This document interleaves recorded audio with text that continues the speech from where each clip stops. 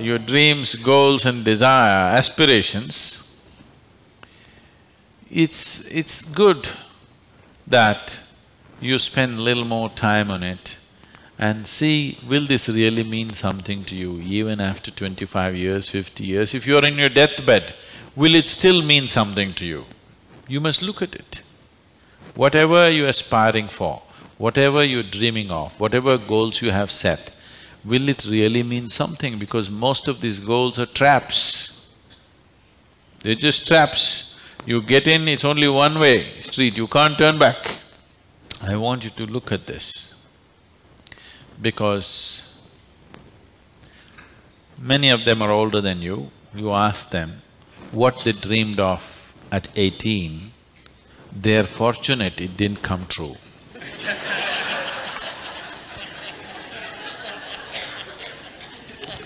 Yes or no?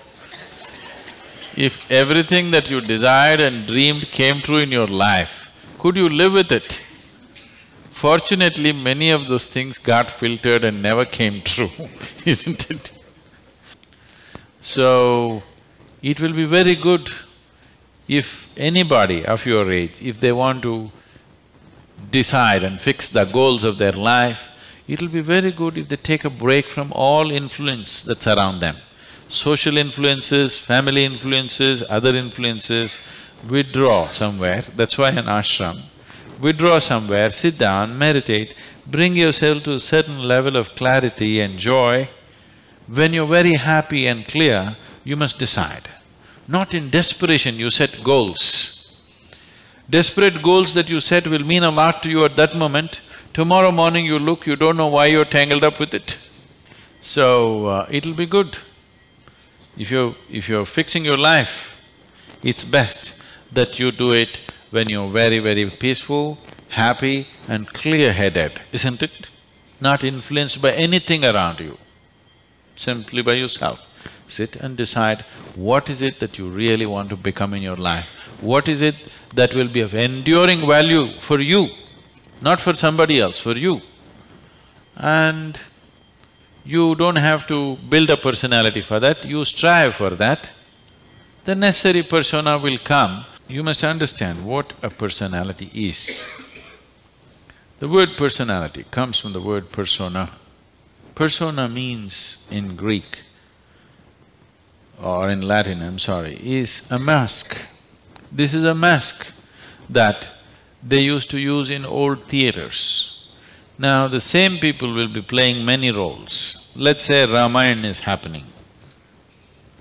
You have to play Rama's role also and Sita's role also and Lakshman's role also. For everything there's one mask. You hold this mask and speak like Rama, keep it down. Hold this mask and speak like Sita, keep it down. Hold this and speak like Hanuman and keep it down. This is how the plays were done. So it is those masks which were referred to as persona. So personality means you held a mask and mask got stuck to your face, you couldn't pull it out. That means you have a personality.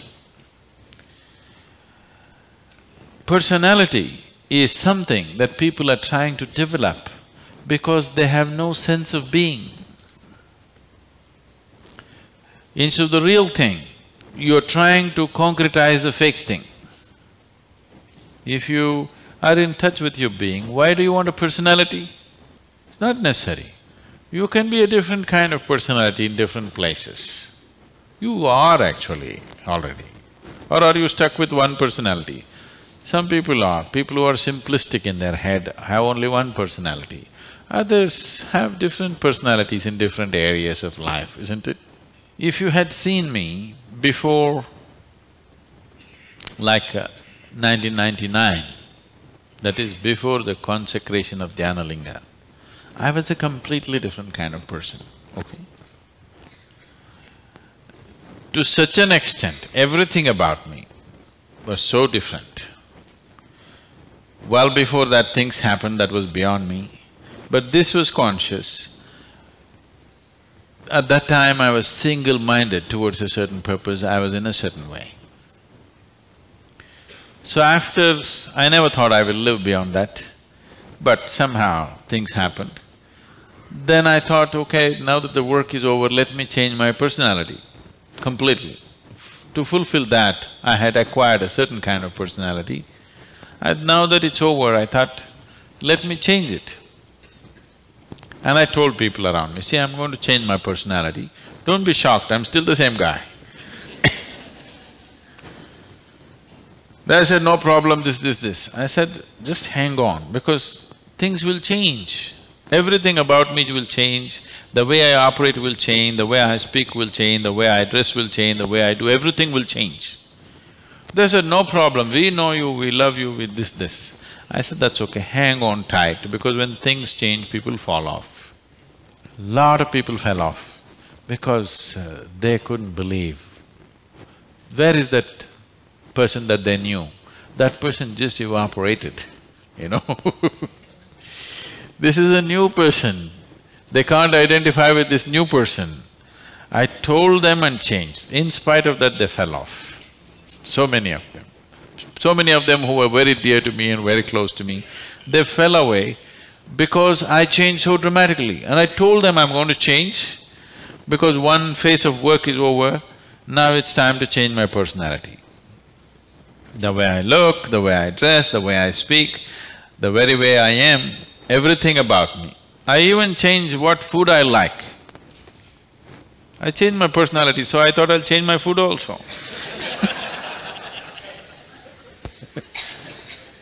So personality is something that you have taken on, but you have become so unconscious about it that you think it's for real.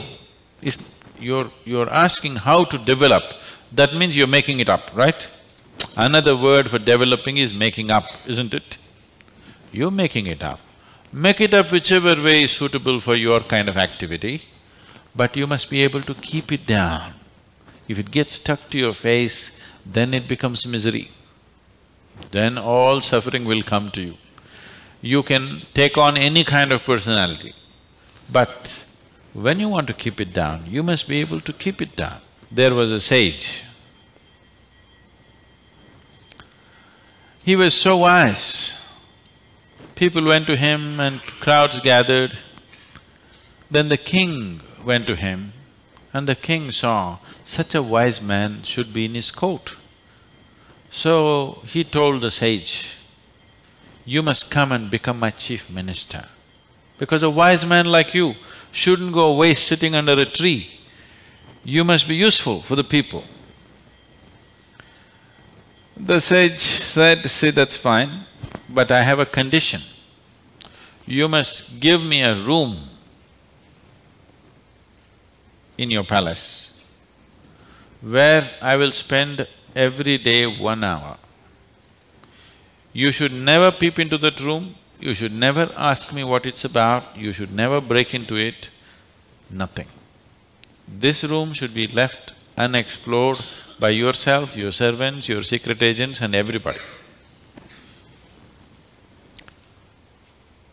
King thought, that's not a problem. What's the problem with me? You want your room, why do I want to look into your room? Take it. Then whenever any important meeting is to come, this man who's sage, now who's become a minister, so he's wearing appropriate clothes for the palace, but he goes in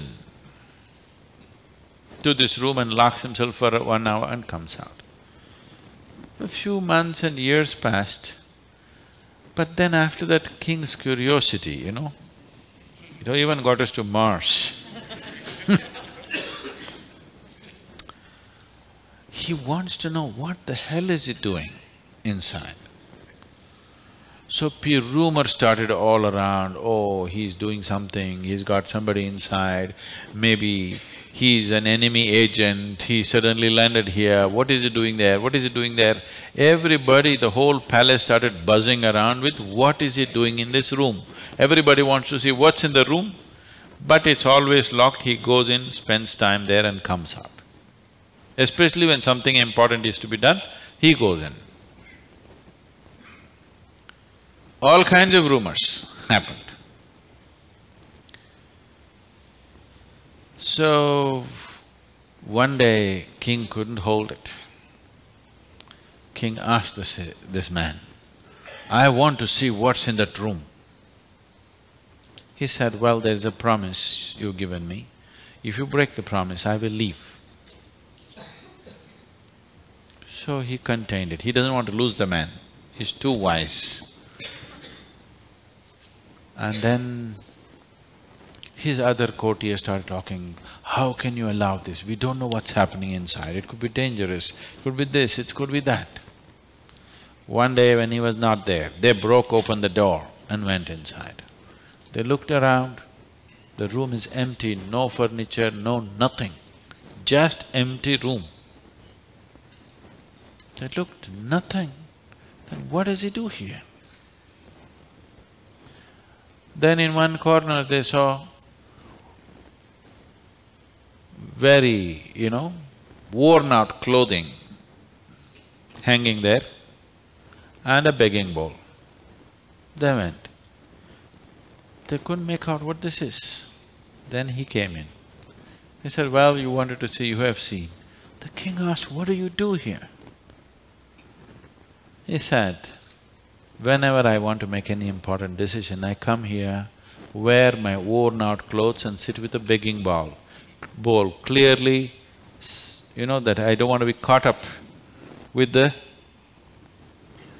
all the things of the palace. I want my wisdom not to be lost in these clothes and in this jewelry and in this stuff.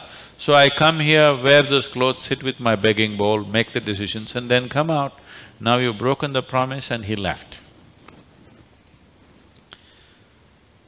So, this is what meditation is for you. Every day when you sit, you strip yourself down.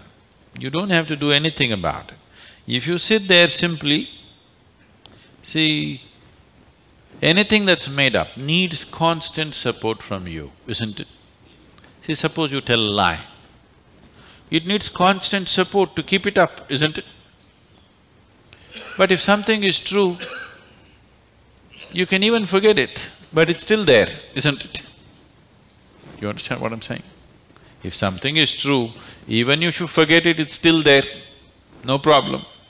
But if it's a lie, you have to keep it up. Your personality is a lie. Your being, your existence is the truth. You don't have to keep this up. This will be anywhere there. What you make up for the sake of the society, to function in the society, you need a certain kind of makeup. You must be able to keep it down. If you're going to bed fully made up, then something wrong with you.